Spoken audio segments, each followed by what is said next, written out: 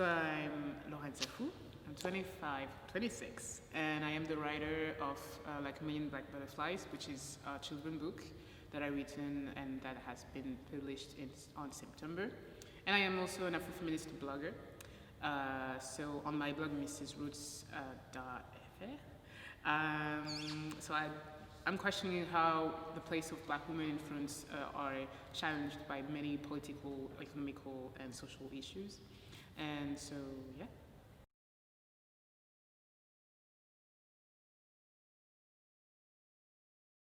Wow, so it was interesting. So I had the chance to have really two parents who were really willing to taught me a lot about their culture, but the only problem, which basically economical, which means that I could more easily go to Martinique in French Caribbean island than I could go to Congo from where my father is from.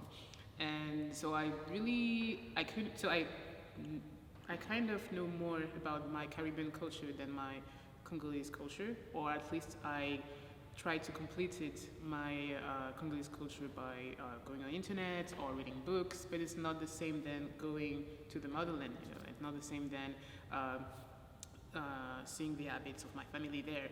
And I had to wait to be 16 to go for the first time there.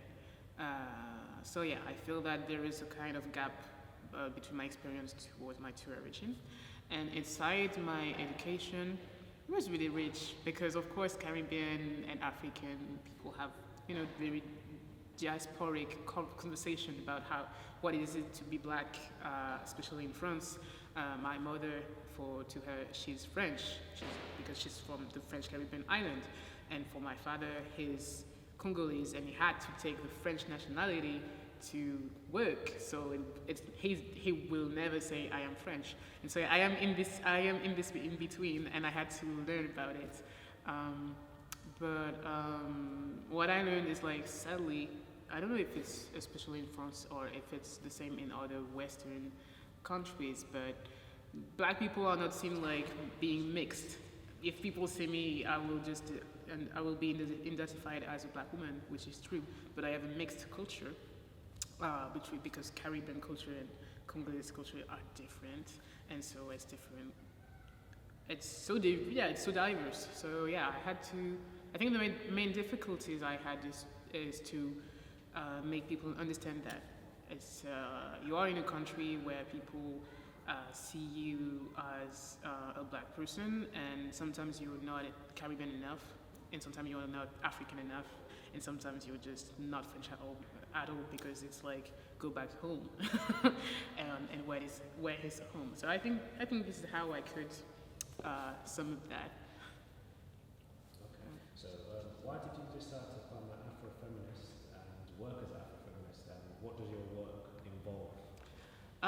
So I started to be Afro-feminist because I went abroad for a year in Finland, and I was surprised to see that in a mainly white country, when I was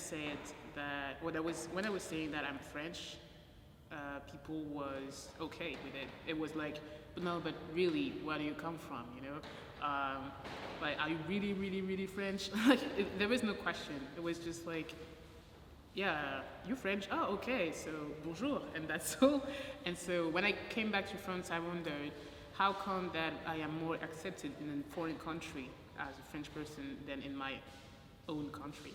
And so I did my blog because I wanted to analyze my identity out of being not enough Caribbean, not enough Congolese, not enough French, and what my identity means in this context.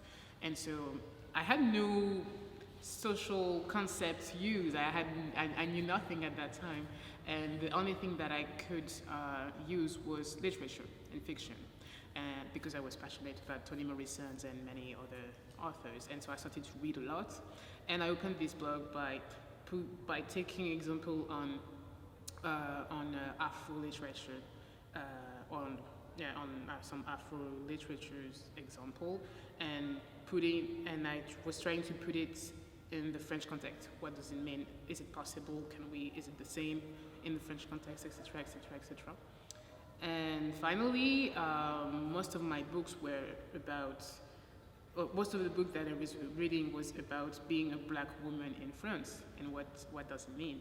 And I was really sensitive to the question of anti-racism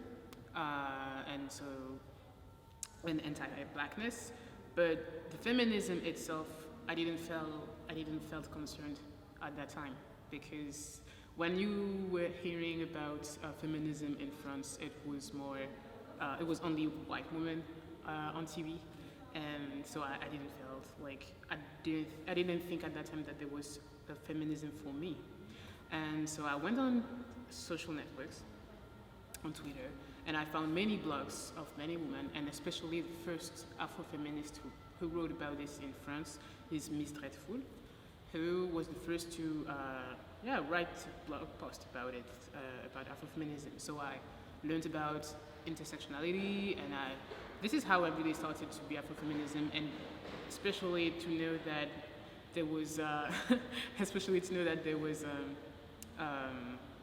a word to qualify my experiences, whether it was about discrimination, whether it was about the erasure of black people history in France. All of that has a reason, a historical, political reason. And this is how I started to be Afro-feminist. And so my main action, and my first action was really writing about it, having this blog where I was explaining to black women what you are living is not in your imagination. There is a context, and it's built on many details and many things. And I started slowly to give conferences, but I was more comfortable with the workshop, because I am really, my Afro-feminism was really first on social media, where I was attacking also some articles and so on, but also about how can we produce, how can we feel as French black women, how can we feel legitimate to create, to produce, whether it's a book, whether it's a documentary, even when we have no money, how do we do that? So yeah, my main Afro-feminist actions are about that, creating spaces where black men can be empowered and feel legitimate. Have you always wanted to write, and why did you decide to write? So yeah, I write since I'm a child. Actually, I remember that I started to write when I was 8, because I was seeing some Disney movies, and I was thinking like there is no character who looked like me, and so I wanted to do my own movies, but I couldn't because I had like no camera or anything. So the most easiest way to create my stories was writing. So I really remember being 8 and just drawing on paper what could be the movie I wanted at that time. And this is how I started to write. And so I started for many years, but I had no ambition to be published. And when I got 16, I tried to participate to some writing contest. And all the time, the winner was the basic white Parisian man, probably 30 years old, bourgeois, and so on. And yeah, and I continued to participate to this kind of contest all the time with the same chin. And so I thought, okay, so there is no writer like me. Actually, there is.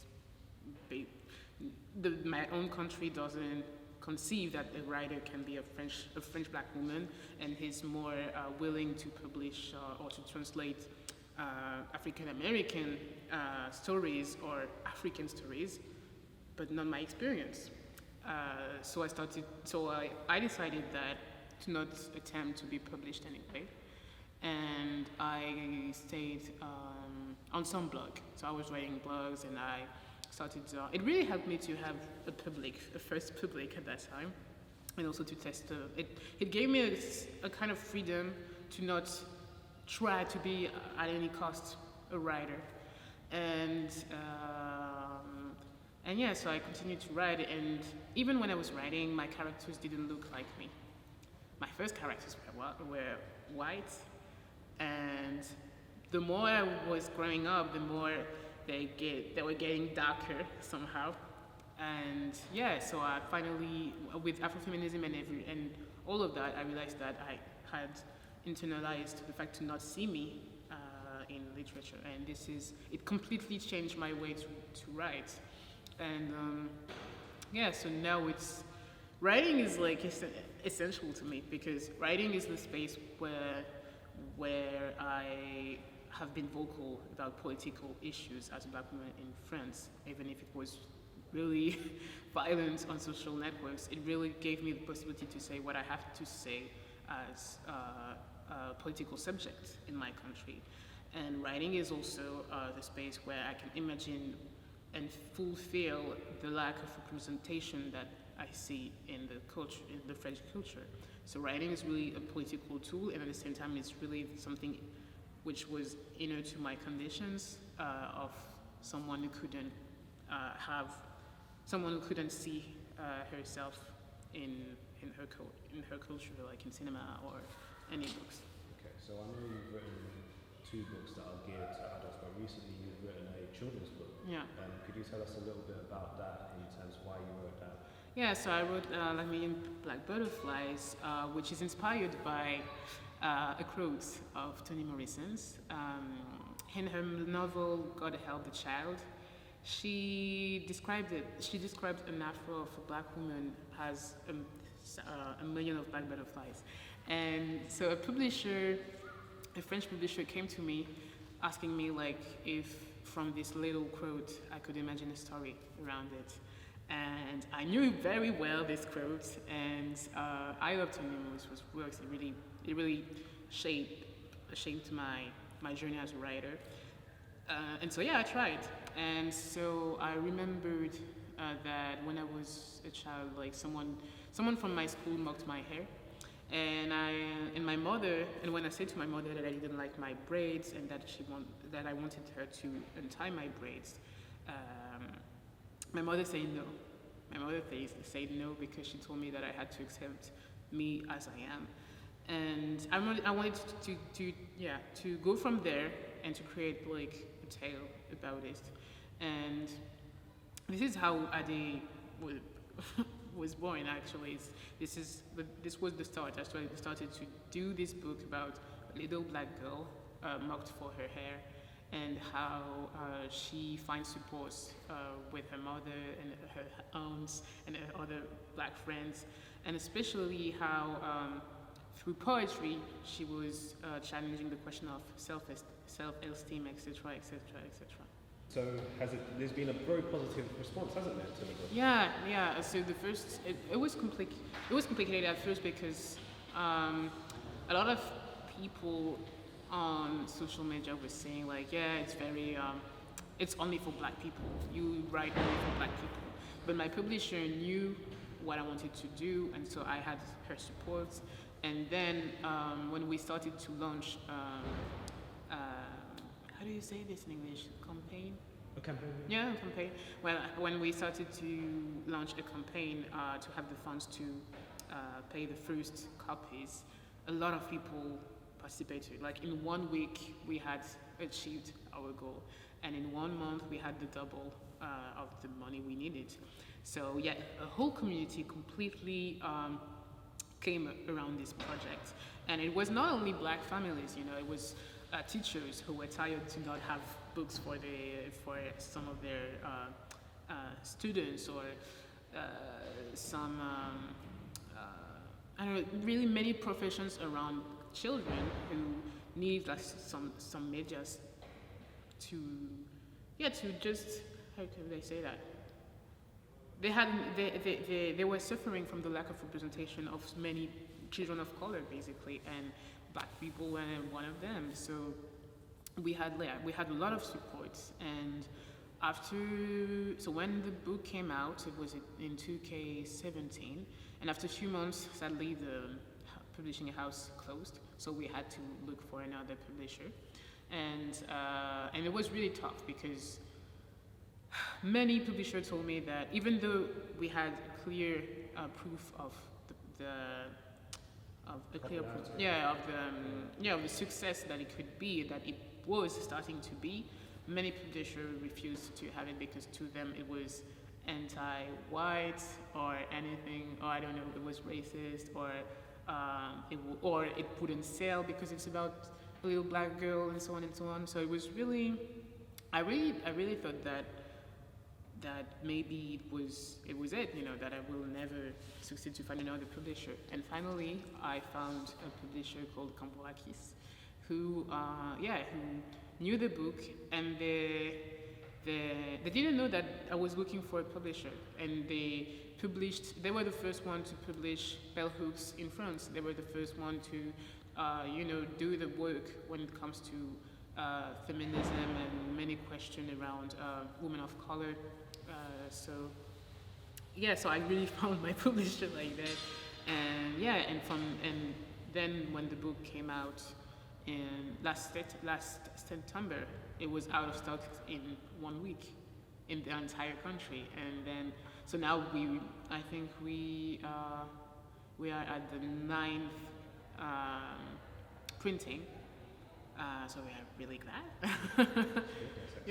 So it's a success, but it really amplified with the way that people appropriate the book. Like, this is really a book who lives its entire life alone.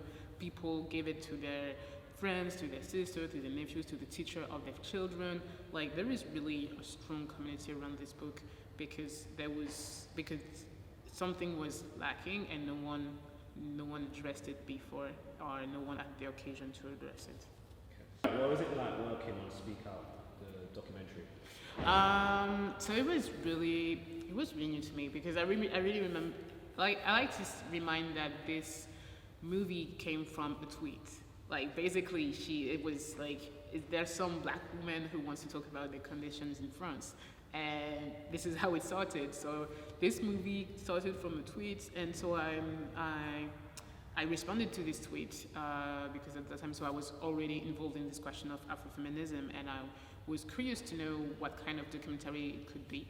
And so I met Amandine, who was the director of this movie, and we really talked a lot about what she wanted to do and what I was doing, and it really, like, it's funny because I think at that time I was a little bit more optimistic about this country that I am now.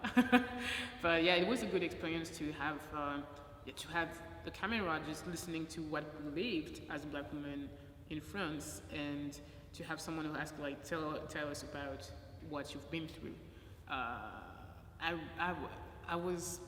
think it's a documentary I wished I had when I was a teenager, and being able to be part of this conversation was amazing. And it was also the first time that I was in a room full of many black women, because I was raised out of Paris, and especially in a little town where almost the entire community is white. So yeah, this movie really gave me the possibility to meet all the black women, and so really what means the diversity when it comes to black women as a group. And I think I really knew that this documentary would challenge something, whether it was positive or negative. I knew that it would have an impact because there is nothing like it. And but I think I was kind of maybe naive, but I thought that people would mainly remember the message of the movie, and people really spotted every black woman in it. Like, sometimes people just stop me in the street, like, are you the one who is in the documentary of Amandine? And we have no names, inside the documentary. So I was surprised by that. I think it really moved people, and I think it really bring something that we needed in France, like, historically. In France, you've been good because you've had events like Bucos de Ben, and you have this now, which is a natural hair academy. Why do you think events like this are important? I think these kind of events are important because they are like this kind of, you basically say to black women mostly that there is one day in the year where you have this space where you can meet each other and see you with in all your natural physical. Um, I think that if I had grown with the Natural Hair Academy, I think my relationship to my hair and to my appearance would have changed and would have been easier, rather than being able to have complex and to try to reappropriate my hair, natural hair, and so on and so on. I think it wouldn't have taken so many years if I had this kind of event.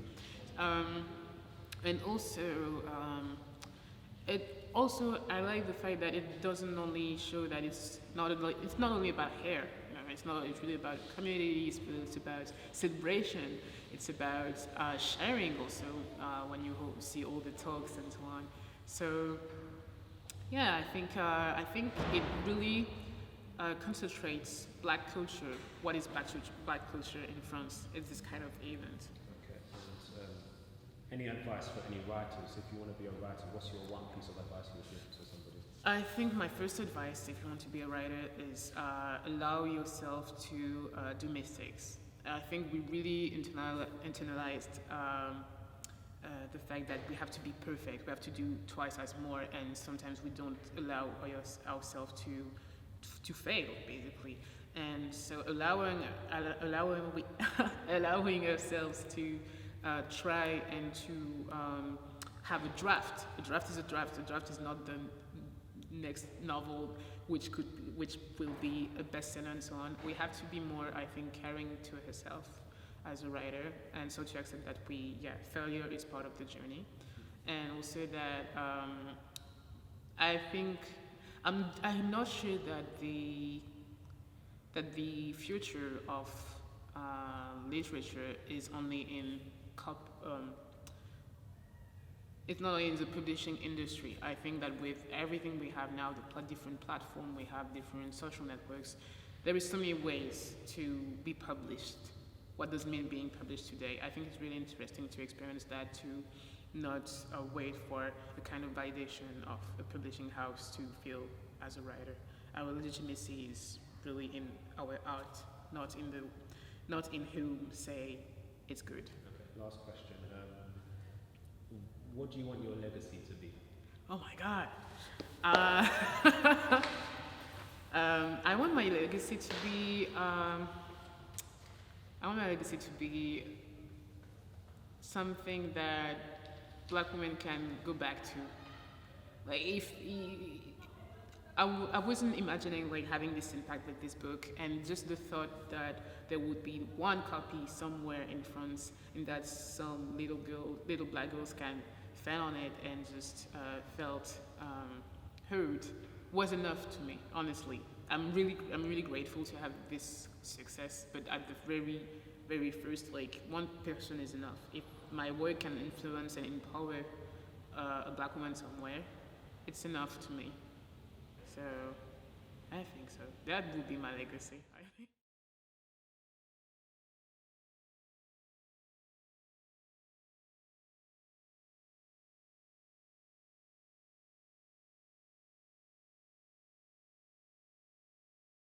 So Simone Schwarz-Bart is the one who told me with Priez-Vent sur tes miracles. I'm sorry, I don't know the title in English. She's the one who showed me how even when you talk about the slavery in Caribbean island and so on, with the suffering and the resilience, you can tell it with beauty and poetry. That was so stunning to me, to not be in a very serious and really dark tone. I think this is something that she succeeded to taught me as a writer. Okay. All right. This one? Oh my God! Toni Morrison! So, oh my God, so many few minutes. She changed my life. I know this is so cheesy to say, but she's the one who, I wrote Tar Baby, and this is the first book that I read, and there was a Black woman telling about her life between Caribbean islands and when she was studying in France. So it was the first time that I was seeing in a book someone who looked like me, and Toni Morrison did that. And I love how she doesn't let her readers getting comfortable. She really challenged her readers, and I respect her for that. And I hope that if one day she knows about like Million Black Butterflies, I would be really honored. Just that she knows that it was inspired from one of her quotes because she also did that. Okay. This one, I don't know, are you familiar with her? Reni Eddo-Lodge. I know her. Like, I mean, I know her. I know her work. I didn't read it yet, her book. Okay. But I like the first. I love the title. Can we talk about the title? And yeah, I think she's part of this writer who did this book to stop the conversation. Like she did the conversation about white people in this question of racism, but. I feel like once it's done, we're done. Like we don't have to have another book explaining why is racism to white people or anything. I think like she really did that. Okay. You can just pick. Which one do you want to pick? I'll put them on the floor. Then Fanon really told me about the Caribbean position, like the historical. In Noir Masque Blanc, he really told me how, as a Caribbean, we are taught between being seen as white inside and being black from white French people. And it was the first time that I was seeing this question analyzed in a book. And I think it